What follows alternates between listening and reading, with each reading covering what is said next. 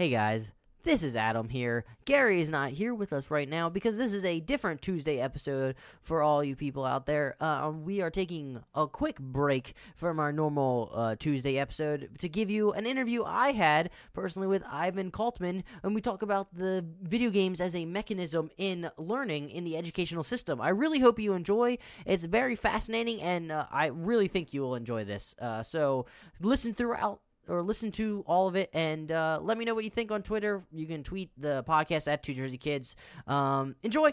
Hey guys, this is Adam from Two Jersey Kids here with Ivan Kaltman, who reached out to me a while back talking about education in regards to video games, using video games as a mechanism for education in video games, and I always think it's fascinating because I believe that video games give a caveat or an avenue for people that aren't into, you know, the stereotypical education field where it's sit down, do this, focus on this one task, where video games gives a way to engage a kid into learning. And you know, you can put this, as Ivan put when he reached out to me, an educational payload on these kids without them realizing that they're learning something. So thank you so much for being here, Ivan. How are you doing?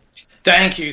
I'm fine, and you hit it right when you said engagement. Engagement is huge, and believe it or not, engagement is actually one of the educational buzzwords that has surfaced recently, and it's really one of the words that we need to really listen to, because the kids are not engaged in school. They haven't been engaged. I mean, they weren't when we were kids. They weren't engaged kids have never been engaged at school, because school was never made to engage kids. And only recently have people really put some thought into that and realized that we have some really smart kids, some kids who are great at certain things outside of school, and in school their grades are not good because they don't care, because the education is not connecting with them. They're not interested in it. They're disengaged. And of course, all these kids, when they go home, are playing video games. So video games are engaging. And that's we have this whole field now called digital game-based learning, which is an instructional methodology that actually brings video games and merges them with educational content with the specific purpose of engaging learners. Fascinating. Honestly, it's interesting, and I'm just curious, what exactly got you into this field? What pushed you into trying to combine the educational system with video games? Were you a avid video gamer? Were you a teacher, or what's your background per se? Yes, well, I've been in education for 25 years, but I've actually been a gamer for 40 years. Ooh. So I was, when the Atari 2600 came out, there was me looking at it at Macy's like, wow, I need this. I wanted it. I begged for it. I got it. And that's going back almost 40 years now.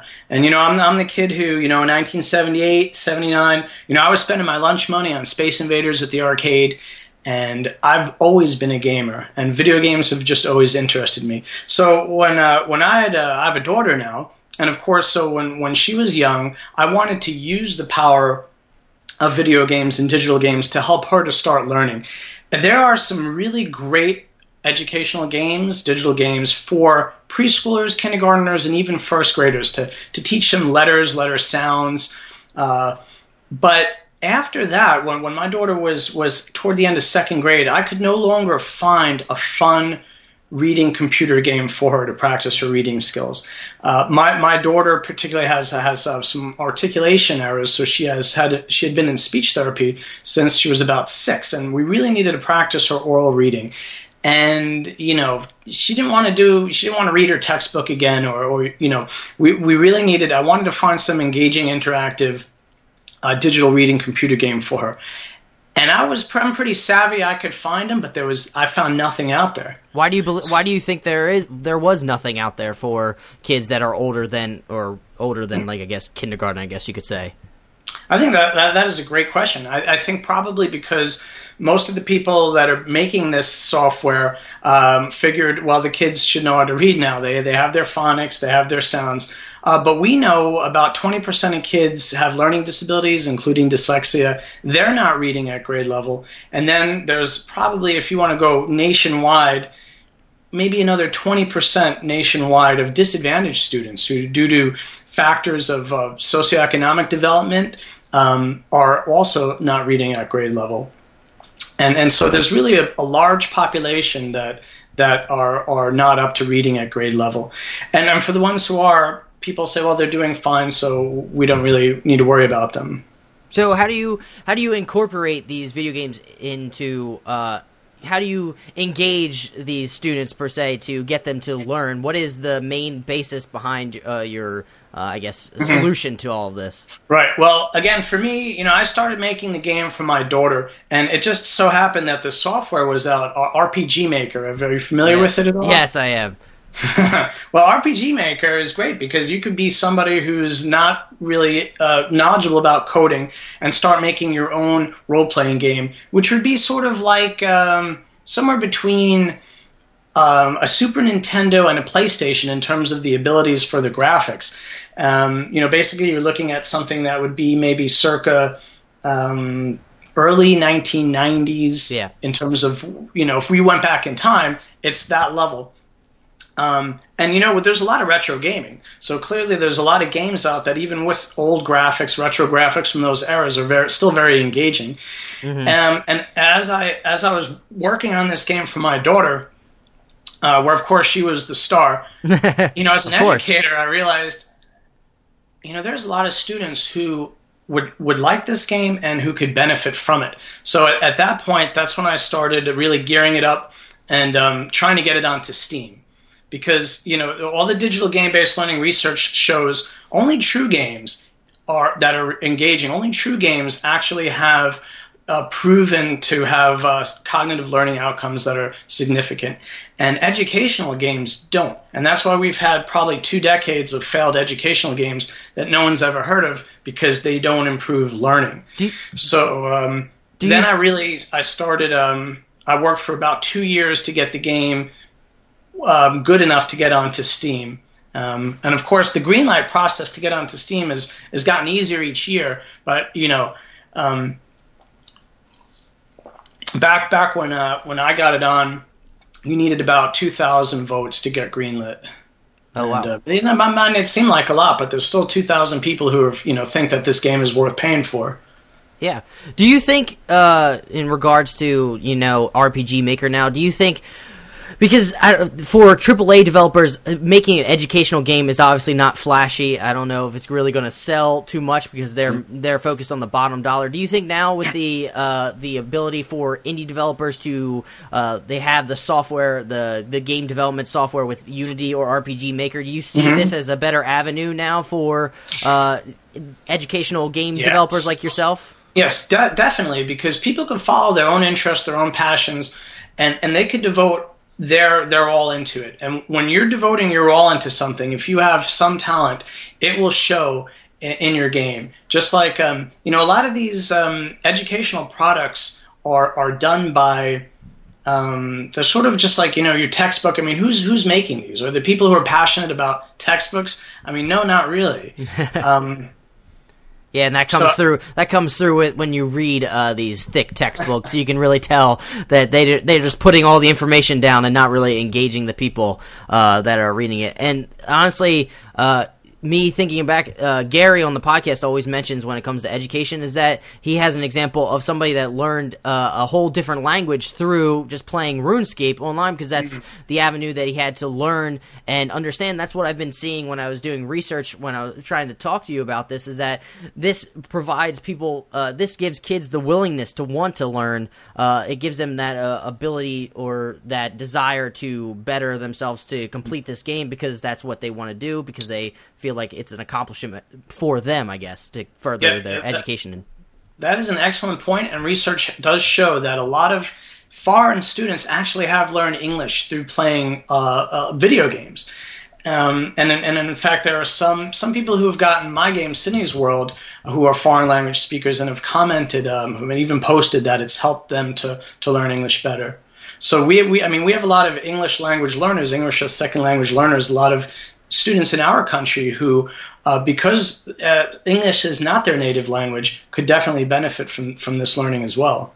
Yeah, I saw recently a TED Talk about I forget. Let me get it was by Jane McDonald about gaming can make a better world. How one of the main points for what gamers are good at is being she says it's quote blissful productivity, where they equate working hard is more beneficial for them, or they feel better. They would rather do that than actually relax. So it kind of goes to show that if it's in a gaming sense or gaming world, that they would rather be doing that instead of sitting around relaxing, because they're getting some sort of benefit out of there. And I know you mentioned with your daughter who had difficulty with speech, it kind of made me think of how exactly, do you have any statistics or anything relating to how educational games can benefit people with learning disabilities? Because I've been hearing that it definitely helps.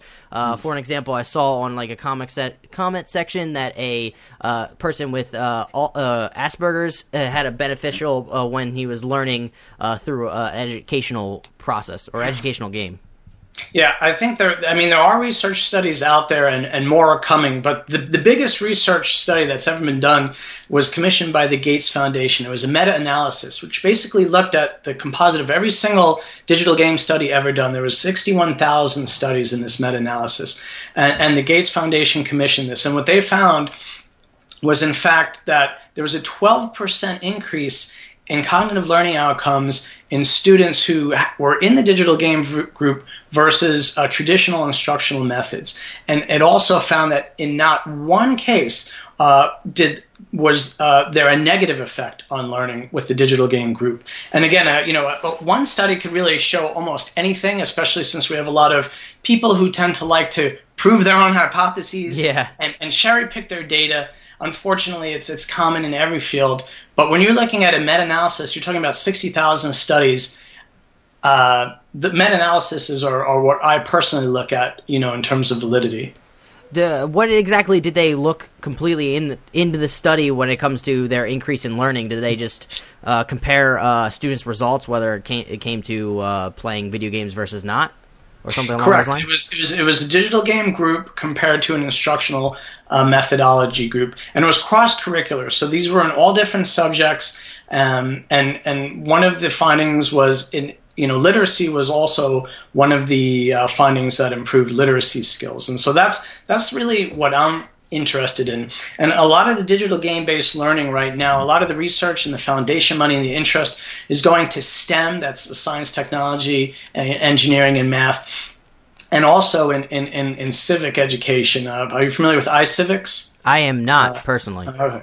Well, iCivics, you have Sandra Day O'Connor behind it. You have a huge money behind it. iCivics is just a great a website that has amazing games for the social studies curriculum. It's called iCivics. And for any middle school student, if you're a social studies teacher, you have a gold mine with iCivics, and it's just amazing. And there's good stuff along those lines. But when you're looking at literacy, and for the middle grades, like I'm looking at grades 3 to 5 for my game, I find there's nothing there, and I don't know where the interest has gone, because I know that there's still people that recognize that there's problems with literacy in this country with students, but that's not where the focus is right now. So I'm sort of I'm looking for people who are interested, and you would think maybe it would be easier, but I've contacted myself. I mean, I'm not big enough yet. Yeah. The people don't really listen to me. But even when I sort of say what it is and what it's doing, I expect more interest than I'm finding, to be honest. Do you think that I know we talked before we started recording about game producers or game influencers not really being interested in producing or kind of advocating for educational games, because you don't see the Twitch streamer playing an educational game here and there. Do you think that has a pronounced effect on, I guess, your message or trying to message educational games in the future? I would say for that, no, because I'm contacting people and foundations and institutions who are interested in bringing digital game-based learning into schools. Yes. But yeah, the video game producers and industry, those people, I mean, they don't even, they won't, you'll hear a click if you try to call them. Because, hey, look, the video game industry, they're making $100 billion a year. Mm-hmm. There's education dollars out there, which maybe they don't see, maybe they don't even care, because there's just so much leisure dollars and entertainment dollars out there for them at this point. So when it comes to education, do you see, is it going to be more on independent people developing these games, or do you think that the educational system themselves will see or notice that this is a possibility and a better learning experience? Because I think there was a grade school or somewhere up in New York where they started using gaming as a avenue for teaching kids. Unfortunately, it's like a small school, so do you see the educational system getting on board with this, or do you do you feel like is there like a negative stigma when it comes to video games in the school? No, you're definitely. I mean, there's partially of what you're saying is already happening. Sort of these independent people. Are you familiar with a game called Dragon Box Numbers? No, I'm not. It is an amazing math app for students, kindergarten, first grade, who are just starting to learn number sense. Meaning, 6 plus 5. If you're still counting it with fingers, you don't understand what numbers are. And even if you just remember it as a fact, you might not be able to manipulate them and understand that 5 plus 6 is the same as 6 plus 5. But Dragon Box Numbers, which was created by a genius mathematician, I think his name is Jean-Baptiste, he's French. He actually went to teach math in school. And is this censored? Am I allowed to use a profane word? You can use curse words all you want. Anybody who knows Two Jersey Kids, we curse a bunch. Go for it. And I read this in The Game Believes in You. It's a book by Greg Topo, who is a USA Today reporter on education and technology. He's very interested in it. And he wrote, he goes, school is a fucking prison. And I'm reading this, I'm like, whoa, this guy, he knows. When he was there, he tried to do it, and he recognized it wasn't working. The traditional methodologies that he was being forced to use weren't working, and they were driving him crazy. He says, I need something fun to help these kids learn. So he left the profession, but then he developed this amazing game. I can't speak highly of it enough. I use it I'm an occupational therapist, so I use it with students who have learning disabilities, who are behind in both math and language arts. And these students, I've never found one student yet who doesn't love this app, and they're learning as they're going through it. I just can't speak highly enough about it. But he's a guy who, he came out of nowhere. He made a great app, and I think, I'm always surprised how many people don't know about it because it's so good. Yeah, he saw a problem. He decided to affect change himself and do it. Do you think maybe getting parents involved or getting them to understand or know about all these games out there for developing their kids, like when they're not at school, to try to engage them? You think that is a possible avenue instead of the educational system itself? Yes, absolutely. This is huge, and parents are really don't. Most educators don't know what digital game-based learning is yet, so clearly parents are going to be way out of the loop on that. Yeah. And this is their single best ticket to getting their kids to learn better, because their kids aren't going to fight them. They're not going to cry, they're not going to scream, they're not going to yell. They're going to actually want to do these games, these digital games, and they're going to be learning it as well. So it's a win-win for everybody. It's a win for the parents, it's a win for the kids, and it's a win for the teachers when they get back to school and they know more. But I just wanted to say there's a potential darker future with regards to the future of digital games, because textbook manufacturers, and the textbooks we know are not engaging, because there's 30 years of research that shows textbooks and worksheets are among the least effective ways for students to learn, but they're still in every classroom. Because they're not engaging at all. That's the main point you were trying to mention in the beginning. Their textbooks aren't engaging. And there's a reason, when you and I go home, we don't whip out a textbook and a worksheet, right? Because that's the last thing we want to do, because it's actually punishing, not rewarding.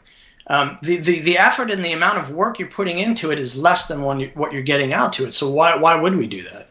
But the potential dark future is that these educational these textbook companies and all these people who already have monopolies in the school system start rolling out their versions of digital games, which are not going to be engaging. And that's unfortunately like a dystopian future in education that is highly probable at this point. Why do you think they're going to roll out? Why do you believe that they'll roll out poorly constructed games?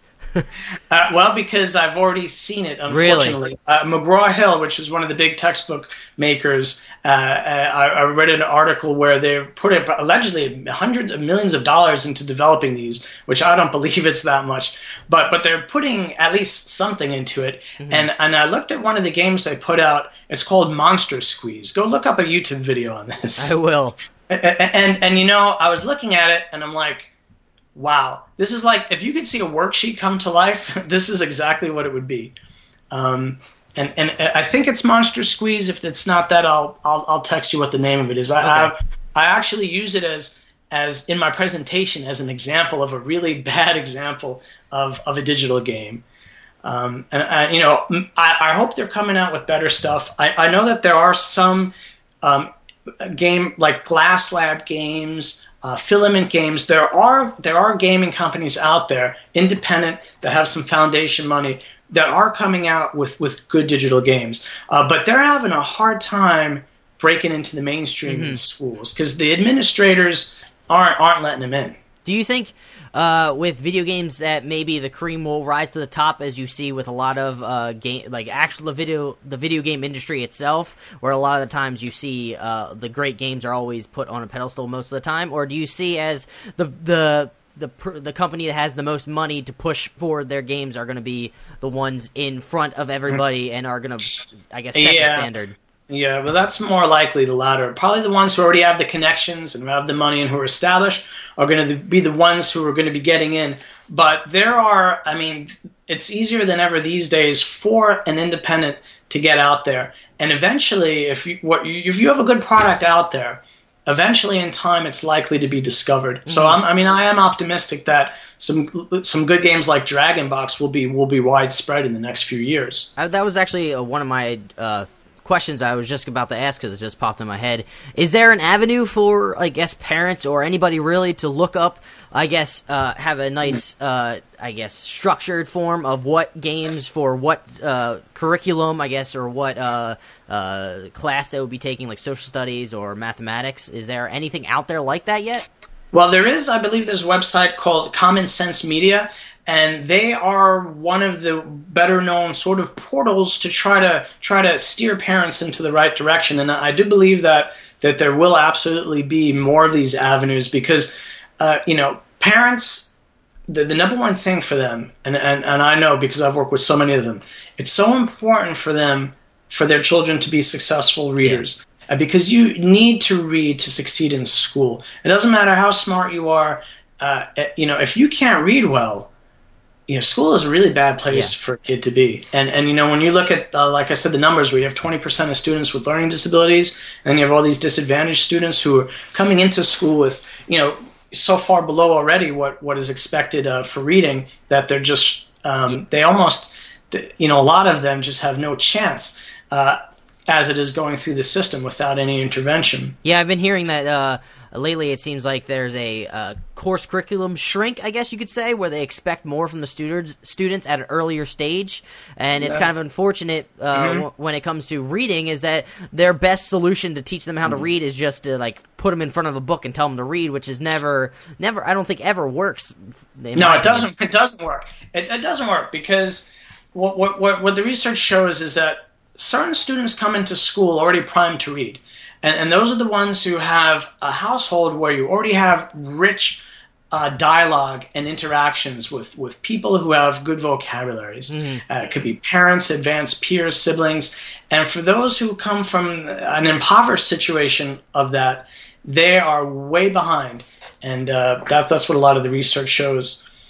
Do you see as these educational games, is there a market on, I guess, the mobile platforms? Is that where most of them take place, or are they on like a actual PC? Where you're saying that impoverished people, they have less likely the ability to excel in this avenue, but if it's only based on like a PC portable, you may or a laptop or a PC desktop, they may not have the ability to. A lot of these apps are mobile apps and can be used on tablets and phones. Dragonbox, for example, Dragonbox is touchscreen, so you have to be touching to interact with it.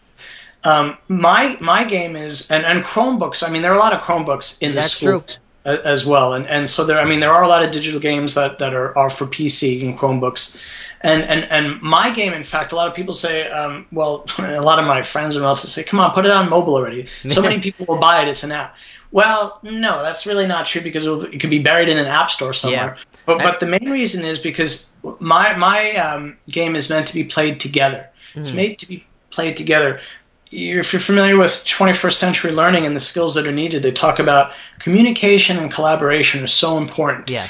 And I don't want one kid in front of a screen reading and another in front of another screen reading. I want them reading together. And when I see them playing the game, one person doesn't know a word, another one chimes in, and most of them, they're able to help each other to learn a lot of these things. And that's the same for the areas of the games where you need critical thinking skills and problem solving. They work together to find the solutions. And that, I feel like that is helping them for the world that we are living in today, where a lot of these jobs require cooperation and problem-solving skills. They're not the stereotypical sitting in a classroom and just understanding this is what you're supposed to do on a day-to-day basis, and that's it. That is 100% correct, and that's what this whole the concept of one of the foundations of 21st century learning is. We have to prepare students for the future. They will need those skills, and my game that I've used, the teachers do say that the thing they've noticed the most is much better collaboration within the reading groups than when it started.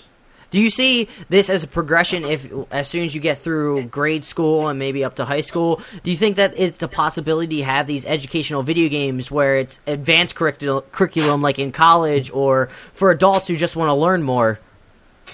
Yeah, the answer is yes, because those are things that are already starting to happen. Oh, really? And I know that there's the CUNY network, the City University of New York has an entire network of video game developers who are targeting the college age student and the advanced high school student. So absolutely. I mean, look, we know the worksheet days are numbered. I mean, if you're looking in the future, like the next generation aren't going to be learning on worksheets. It's only a matter of time in terms of when they get phased out, where they get phased out, how quickly they get phased out, and what's going to replace them.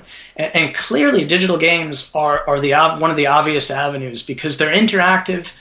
And there's so many reasons why they're superior. There's a great book if you really want to know the cognitive learning principles behind video games. It's by James G. And it's what video games have to teach us about learning and literacy.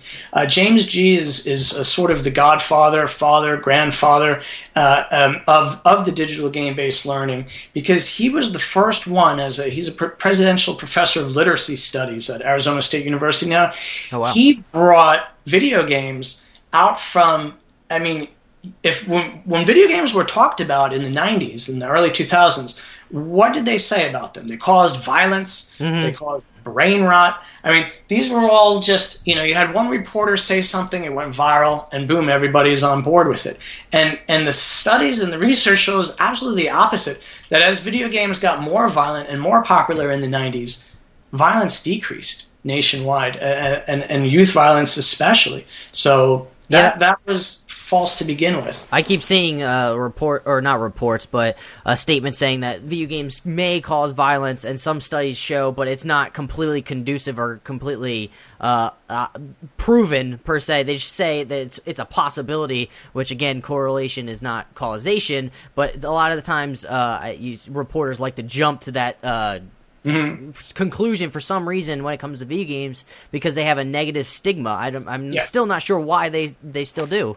Reporters were doing that for over a decade, and as you know, every mass shooting in the 90s, they played video games, right? I mean, but if you notice the recent mass shootings, they no longer mention video games, because the research has not only it's definitively proven that there is no link whatsoever, because you have millions and millions and tens of millions and hundreds of millions of people playing violent video games. And again, and in the interim, you have a decrease in violence in society. So it's really that part's dead. Yeah, especially the fact that there are so many people playing video games now that the fact that you pick and choose like one person, unfortunately commits like a horrible act of violence. However, it's like a 0.0% of the video game population, I guess you could say, committed this, which I don't understand why anybody would still point to that as an issue.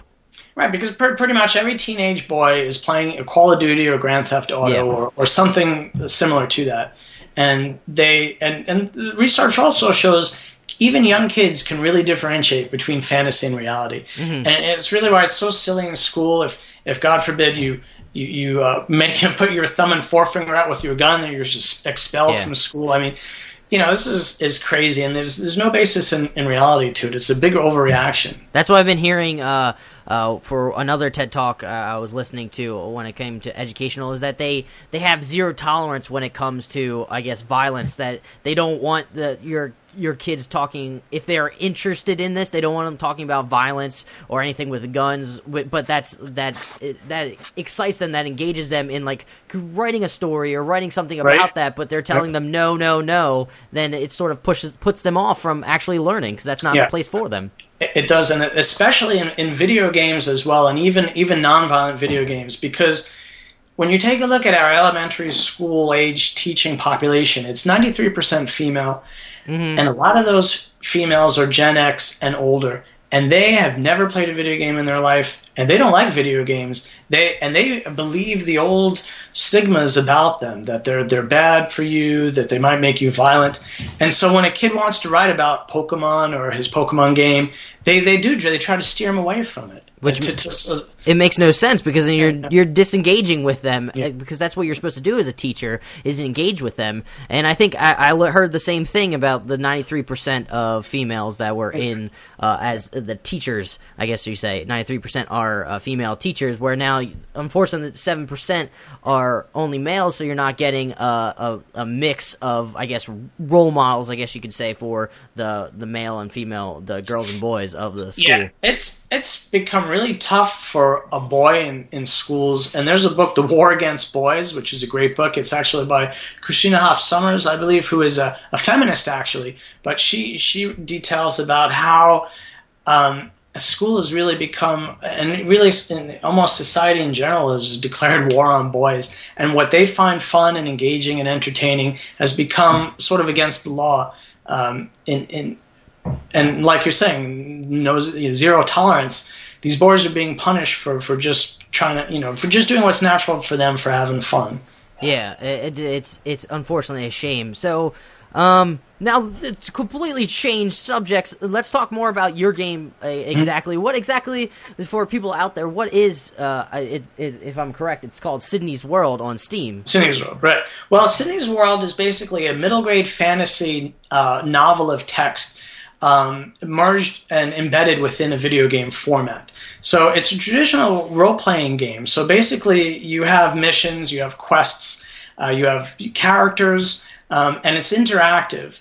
And what kids really like about it, and again, they used to have, like, some of the old days, they had books where you could choose your own ending and choose. Kids love choice. I mean, that's obvious. Everyone loves being able to choose. But in the screen, when they're playing, they're in control.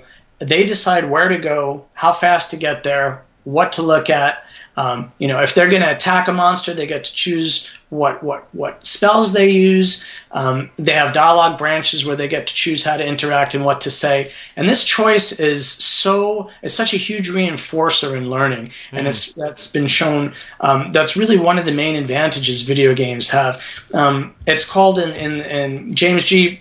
calls it amplification of input. So just for this small amount of, I'm just touching these keys, I'm exploring a whole new world, is basically what these kids are doing. And kids are natural explorers. They love to explore, and they really want to know Yeah, they want to know what's behind that door. They want to know what's on the next level. And they will do anything to get there. And that includes reading.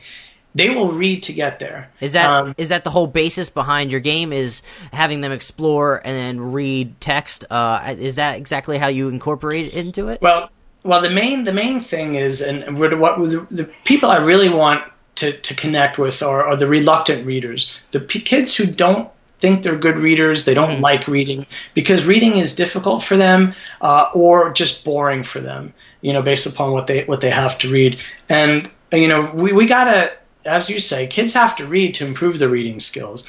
But more than that, they need to have the vocabulary as well. So in my game, kids who, even if their reading grade level is low, can still play and interact and read some of the character parts. Because whenever there's a character talking on the screen, you see the picture of the person and their dialogue. The game is all dialogue. And what kids say is, books are, the book is basically about, they're talking about stuff, but they're not actually saying much. And the kids really want the dialogue because the dialogue is the interesting parts. They don't want 100 descriptors of a tree and a rock. It's not interesting to a third grader and a fourth grader. So the students are, let's say if you have a student who's not good at reading, you assign them one of the characters who has does not have challenging vocabulary in there. So this is a student who's working on fluency. They're working on reading common words more quickly and understanding them better. But the game also has 600 robust vocabulary words, which is actually above the 5th grade level. So you can play with mixed level readers. So your higher level readers will get to read these more advanced characters, and they will get to improve their vocabulary as well. So it's really meant to be the text itself is differentiated, which is something that does not occur at school. You have you have all the texts at school are grade level. They're leveled to a certain reading level. And if you read at, let's say, a 2.1 grade level and you're in 3rd grade, that's what they're going to give you to read, something that's at the 2.1 grade level to read. But research shows you're not building your vocabulary that you need to, and you're not going to catch up that way. And do you think that this is also beneficial for kids that are reading at a higher grade level, is that they can do this and do the more robust vocabulary in the game instead of being stuck, being bored in the classroom, just reading the same words that they already know? It is, absolutely. And the kids can get through this at their own level. And, you do read alouds. You remember when you were a kid, when you're all as a class, you read something from a book? You remember? Yeah. So, and the kids who read really slow and they weren't good readers. And if you were a good reader, how you were pulling your hair out listening because you were so bored and you were already 5 pages ahead. But in the digital game, you can't go 5 pages ahead because it's just the text that's on the screen. Everybody has to be there. But we have these students broken up into groups, and we have mixed groups of poorer and better readers together. So the better readers act as reading buddies in there, and they help out, and they like to help out. It makes them feel smarter when they're reading words that other people don't know. But even for the students who are not good readers, but are they're good at other ways. Hey, these are my battlers. They already know how to battle because they're playing the games, and they love getting into the battles and showing their abilities and their strategies there. So that's how you see the games, especially your game and other games in the educational system, like in a stereotypical school. Do you see them as a bunch of kids collaborating while playing this similar game or playing the game together? Yes. That's how my game is meant to be played. And I know there's another game. There's one of the very few good games that has some reading for. It's sort of leveled for grade 5 or so. It's called Quandary. It is a fantastic. It is so good. Where kids are basically they're sort of colonists on another planet, and there's problems happening on this planet, and each colonist has a different opinion on how they see the world, and they have to figure out what to do to solve these big problems, and the students have to convince the colonists to join their solution, and it's a really great critical skills problem solving game. The only thing about it is there's 5 missions. So you can play through it pretty quickly, unfortunately. But it's something I recommend for everybody who I speak with. My game, Sydney's World, it's a full novel of text. So what you could really do, and I have it aligned with curriculum. Okay. So you can actually, and the core content standards, you can actually use Sydney's World. And this is what research shows a digital game is best for. It's called preparation for future learning. So you're starting out a unit and you're getting kids excited about it right off the bat. Boom. And now you play some of the game, and now you do other activities and other lessons that you can pull back from the digital game experience. So all kids are on a level playing field. The kids, everyone really remembers what they see and what they hear together and what they interact with 1,000 times better than what they're just hearing or just reading. And if you're a student who's having trouble reading the text, you're not bringing anything back to it. You don't remember anything because you didn't understand it to begin with. Yeah. Now you have a lesson. You're supposed to do something. You can't do it because you can't recall the information that you read. But with a digital game, everyone is on a level playing field because they've all had the same experience, and there's an emotional connection in a digital game. A good digital game, you have an emotional connection. You're attached to it. And research shows without emotional attachment, deep learning does not occur. If you're reading a boring textbook or a boring story, or if you're just not connecting to it, you're not going to learn from it.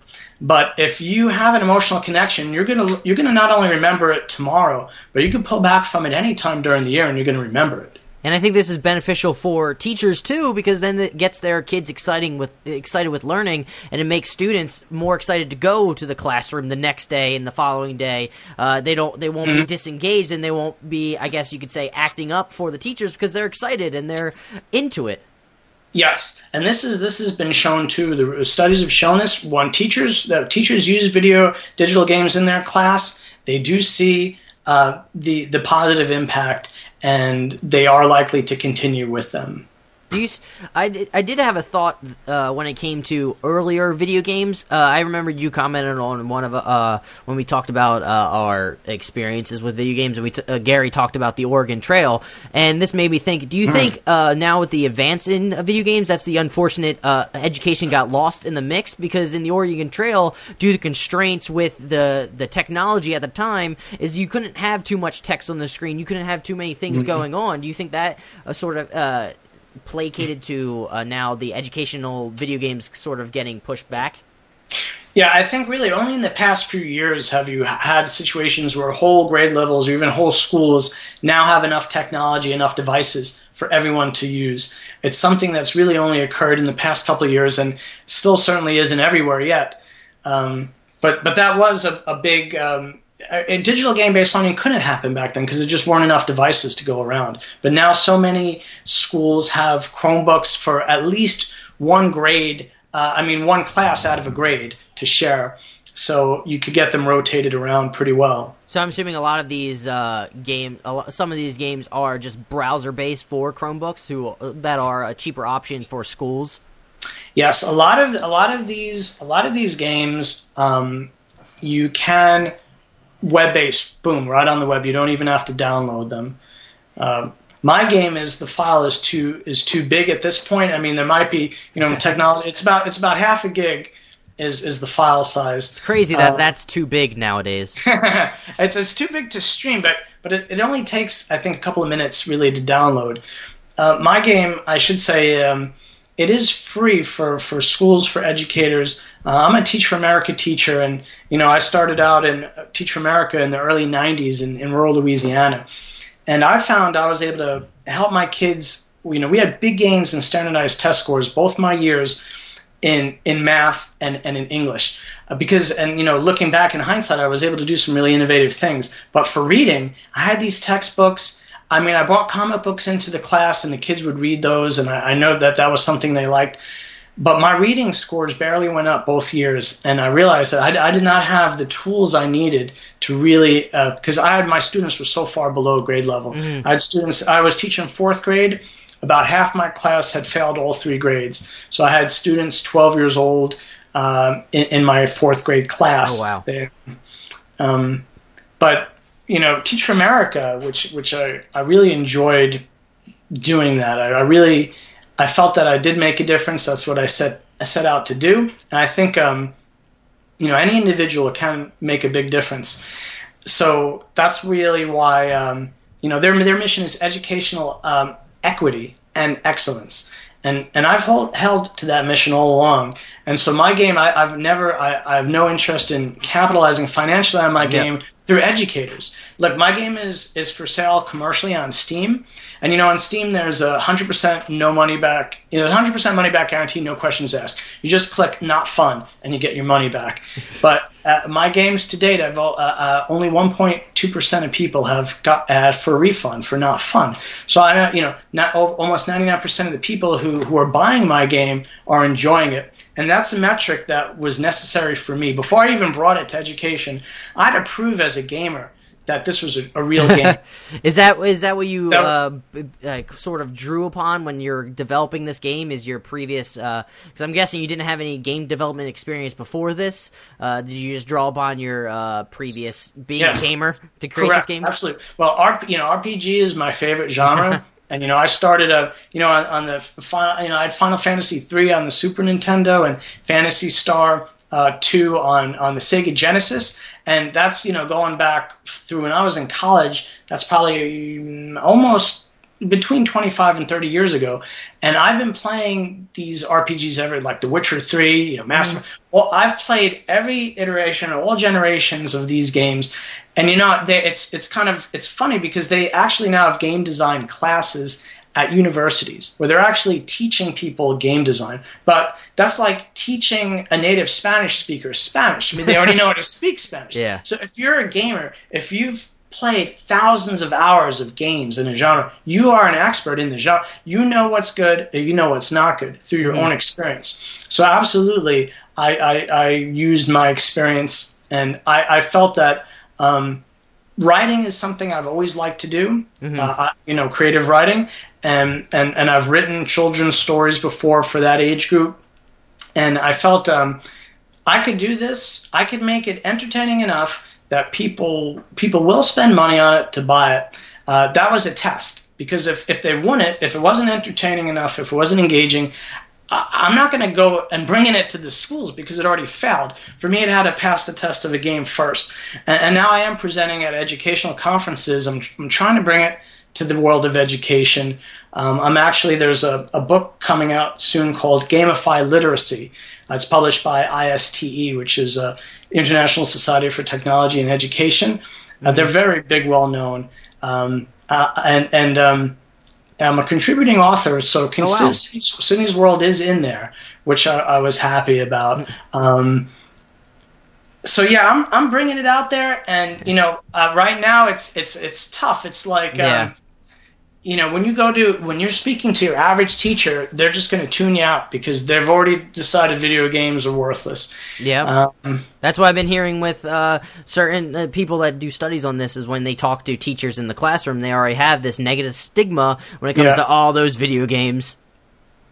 Yeah, but the good thing is, again, and today, social media through Twitter, and you're on Twitter. Mm-hmm. Like, I heard a stat that 20% of all Twitter users are educators. And I will say this, that pretty much if you're an educator and you're innovative and you're interested in bettering your profession, you are on Twitter and you are connecting through Twitter. And that's how I've met a lot of amazing people myself, a lot of educators through Twitter who are trying to do the same thing I'm doing. And there's different areas. The makerspace is big, but there's definitely a nucleus of digital game-based learning and game-based learning believers who are already bringing it into their classrooms throughout the country. Now, most of these are doing it with minimal administrative support. Like, the administrator will let them do it, but they're not like, let's bring this to the other classes, the other grades, the other schools. It's pretty much but they're not, your best administrators are not stamping it out. They're allowing individual teachers who are interested in it to do it. Yeah, it's fantastic now on social media. Now you can basically build, I guess, a coalition or like a support group, I guess you could say, of people that believe in this sort of educational product, I guess you could say. So that's another benefit, I guess, of social media, which is it's nice. That's right, and it's only going to grow. It's only going to grow. The ed camps now. Are you familiar with ed camps? You know what the ed camps are? No, I am not. I'm sure you're going to fill me in. Yeah, well, of course. Well, the ed camps, and I learned about these through Twitter. An ed camp is what's called an unconference, where it's a gathering of educators who are teaching and sharing what they're the most passionate about and what they feel that they have expertise in. So it's not like a traditional conference where you would go and you would listen to, a few speakers, maybe speak all day or for a few hours. These are shorter sessions, and you get to move around. And if you don't like what you're hearing in one room, it's not considered a breach of protocol to just get up and leave and try somewhere else. And yeah, that happened to me when I was presenting. At an ed camp recently, we had some people leave, and it's like. You can't take it personally. Mm-hmm. Part of it was me. This was my first ed camp. I mean, I got to get better at what I'm doing and in getting my message across. You're doing a great job right now. I'm just being honest. Well, thank you. But there are these people out there who are not gamers and who have stereotypes negatively. I mean, I have to do a better job of getting the message out there to them. Mm-hmm, and trying to win them over. Do you know what avenue you can take to win these educators that have a negative stigma with video games, to win them over? Do you have any idea? Well, I think those sort of people, ultimately, when they have somebody in their own school using it and it's effective, that's how they'll really start getting interested in it. Word of mouth, I guess you could say. Yeah, and seeing with their own eyes, and seeing, like, I brought Dragon Box Numbers, I work with it with a student. I brought it into a first grade class, and I had her teach another student how to use it who was having trouble in math. And within 2 minutes, every kid in that class was watching. Really? Every single kid was gathered around watching. And I said, how many of you would like a try? Every hand went up through the roof. Awesome. Because they want to play these games. And that shows you the enthusiasm that these kids have when it comes to this type of learning. Exactly. You put a worksheet out there. All right, how many of you guys want to do a worksheet? They're going to do it because they have to. They have no choice. Yeah, you would hear just a bunch of groans if that came out, to be honest. So, better question is, for people that are listening to our discussion right now, how can they get involved? How can they help you out? How can they help out this idea or this concept of getting video games in a more positive light, I guess, in the educational system, or supporting people like you? Well, one thing I would say, again, anyone who has a child or a relative, a niece, a nephew, a cousin, anyone who has a student, somewhere between, if they're a good reader at age 7, an average reader at age 8 or 9, and a below average reader, let's say, at ages 10, 11. Give this a try, and just contact me on my website or Twitter. Mention this podcast, and for sure I'll give you a Steam key for free. It's out there to help people. That's really what I want to do. And anyone who really wants to help their own child with it, I think word of mouth, like you're saying, is the best way to spread it. I have been connecting with educators on Twitter, and I have shared it with them, and some of them are interested in starting it up in their classrooms. That's great. I plan on mentioning this to some of my family members who have little children, and I feel like this is a good avenue that I feel like sometimes they don't not that they don't want to, but they just don't pay attention or don't understand. Like we've mentioned before in the podcast, is they don't understand that there is this type of avenue for kids with learning or learning through video games.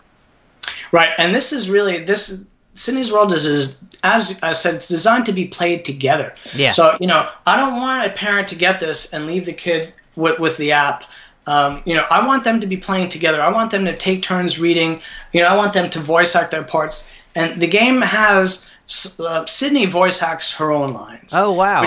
Which adds immersion. Here's a real peer, a real age. This is a kid you might see in the street or you might have in your own class, and it makes it more real to them. And the villains also are voice-overed because the kids, you can't, if you're a kid reading out loud, you can't really probably do a villain as good as a professional voice actor. And that really adds a lot of immersion to the game also. And I feel like this is for parents out there who I feel like this is a good way for them to sit down with their kids, because sometimes I guess they may get frustrated or don't understand when kids are interested in video games. Now this gives them an avenue to now help them learn, but also sit down with them and spend quality time with your kids while helping them out through this process.